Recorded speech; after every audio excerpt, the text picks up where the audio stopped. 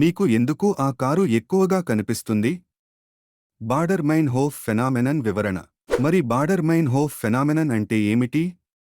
దీన్ని frequency illusion అని కూడా అంటారు. ఇది ఏదైనా కొత్త విషయం గురించి మీరు మొదట తెలుసుకున్నప్పుడు, అదే విషయం ఒక్కసారిగా మీ చుట్టూ ఎక్కువగా కనిపిస్తున్నట్లు అనిపిస్తుంది. అసలు విషయమేమిటంటే, అది అక్కడే ఉంది.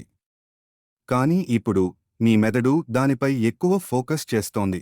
ఇది ఇలా ఊహించుకోండి, మీరు ఒక కొత్త ఫోన్ మోడల్ కొనే ఆలోచనలో ఉన్నారు. మీరు ఆ ఫోన్ గురించి ఒకసారి ఆలోచించడం మొదలుపెట్టినప్పటినుంచి మీ చుట్టూ ఉన్న ప్రతి చోట ఆ ఫోన్ను చాలామంది ఉపయోగిస్తున్నట్లు కనిపిస్తుంటుంది. షాప్లో ఉన్నప్పుడు, బస్సులో ప్రయాణిస్తుంటే, లేదా టీవీలో అదే ఫోన్ చాలాసార్లు కనిపిస్తుంటుంది. నిజానికి అది ముందు నుండే మీ చుట్టూ ఉన్నా, మీరు ఇప్పుడే దాన్ని గుర్తించడం మొదలుపెడుతున్నారు. అదే బార్డర్మైన్హోఫ్ ఫెనామెనన్. ఇప్పుడు దీని వెనుక కారణం తెలుసుకుందాం. మన మెదడు రోజూ అనేక విషయాలు ప్రాసెస్ చేస్తోంది. అందులో మనకు అవసరమైన సమాచారాన్నే హైలైట్ చేస్తూ మిగతా విషయాలను ఫిల్టర్ చేస్తుంది.